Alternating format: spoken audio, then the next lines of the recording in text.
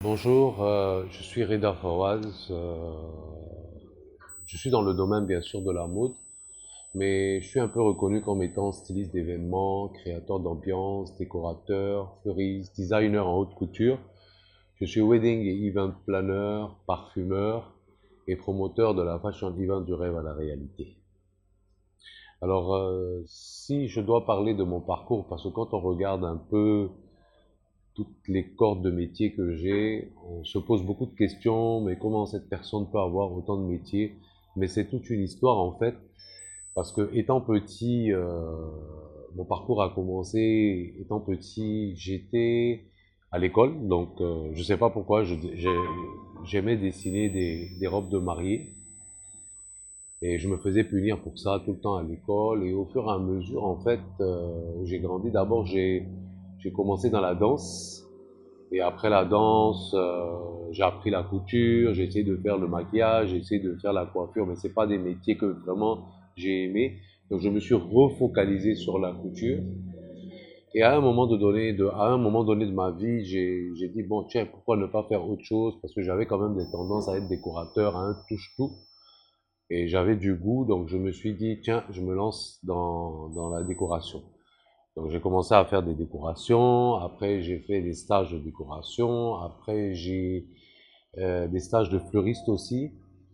Et puis à un moment j'ai commencé à travailler dans la déco, dans les fleurs, mais tout en faisant aussi la couture.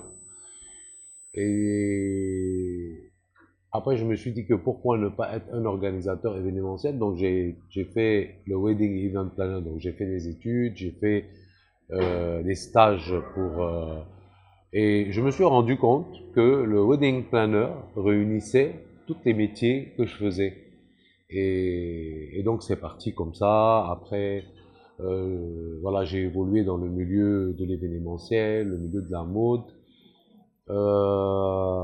Et j'ai créé aussi un événement qui s'appelle Du rêve à la réalité. C'était pour permettre à la jeunesse de créer leur rêve au niveau de la culture, la mode et surtout sur le focus du mannequinat.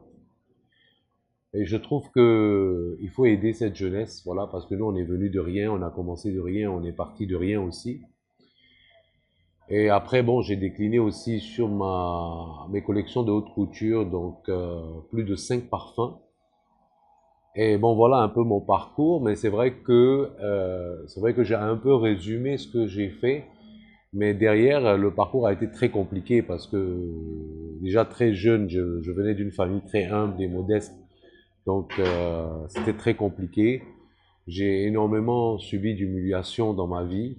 J'ai pas très bien été encadré, mais je me suis battu seul pour en arriver.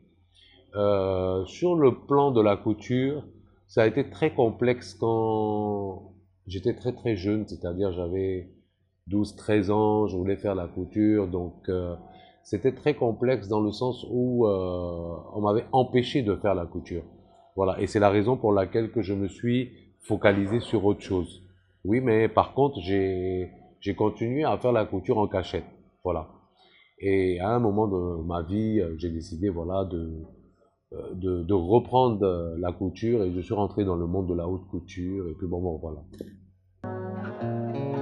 Alors, sur le focus de la mode et de la haute couture, ma particularité en tant que designer, si peut-être je peux dire qui me distingue de mes collaborateurs stylistes ici en Afrique ou en Côte d'Ivoire, c'est que moi je suis toujours dans le mode de la haute couture, c'est-à-dire je suis dans le sur-mesure et j'ai gardé le principe de la haute couture. Donc, je travaille par pièce unique. Je suis quelqu'un de... J'aime les choses raffinées. Et bon, voilà, là, en fait, tout ce que je fais, ce sont des pièces uniques. Voilà. Et donc, j'ai pas pensé encore à faire du prêt-à-porter, j'ai pas pensé encore à faire peut-être de rentrer dans l'industrie de la mode parce que euh, c'est encore un autre level à lever. Mais par contre, sur l'industrie de la mode, donc je suis rentré dans l'industrie de la parfumerie parce qu'on se dit que toute personne qui fait de la haute couture a quand même une déclinaison de parfum, un peu comme les grandes marques mondiales. Voilà un peu ma façon de penser.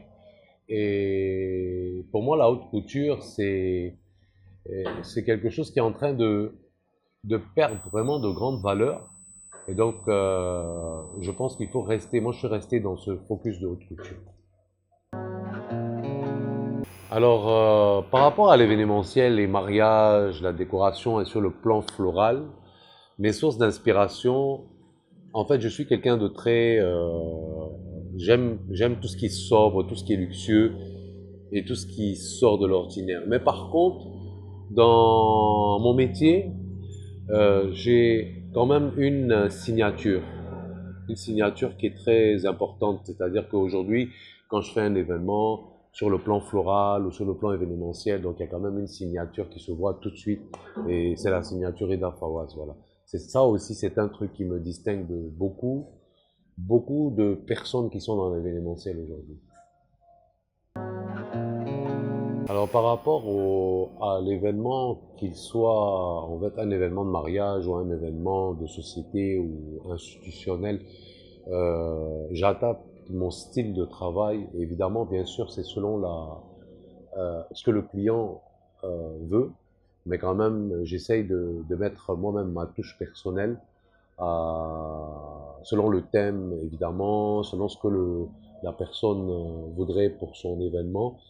Mais je mets toujours mon style à moi, voilà, qui reste épuré, qui reste classe et qui reste vraiment dans le luxe.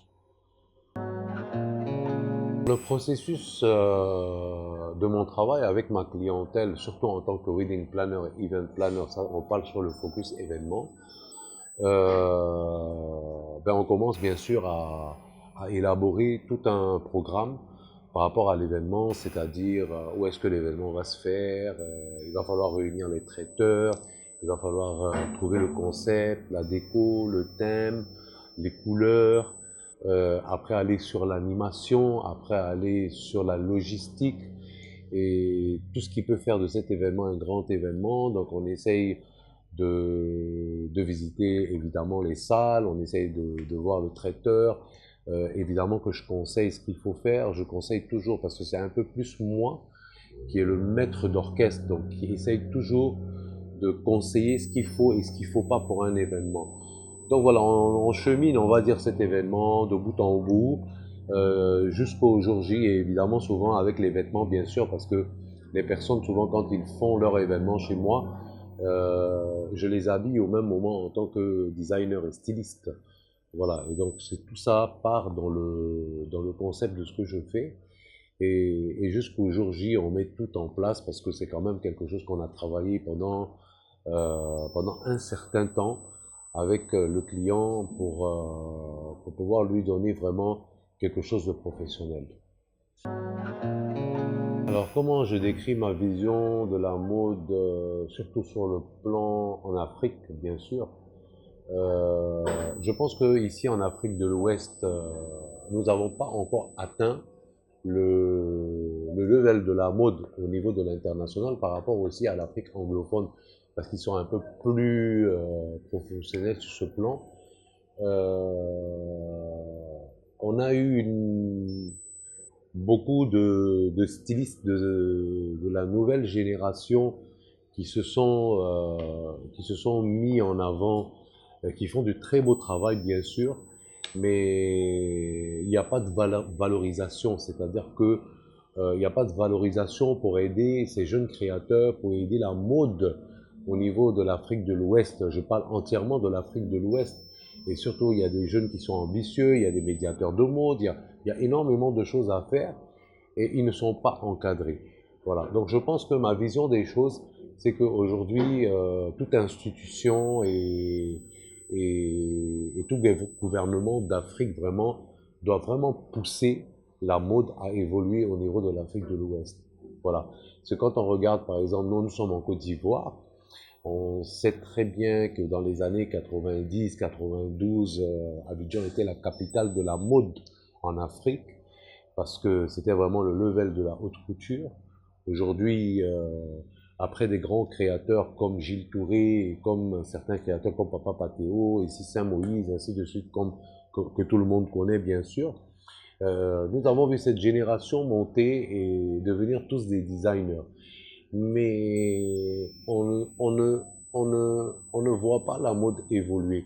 On voit la mode en grand, mais on ne la voit pas évoluer. Et ça, moi, je fais appel plutôt à, aux autorités, en fait, d'essayer d'aider la mode en Afrique d'évoluer parce que cette jeunesse a besoin aujourd'hui d'être poussée à être connue au niveau de l'international.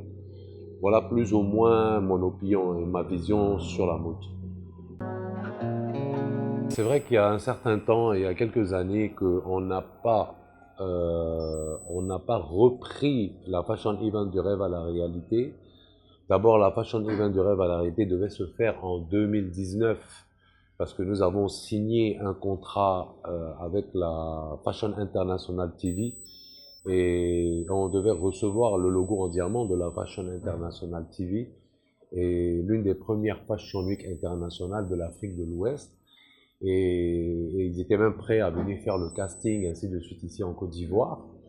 Mais pour des raisons, on va dire, on n'était pas organisé, donc nous avons reporté l'événement pour mars 2020.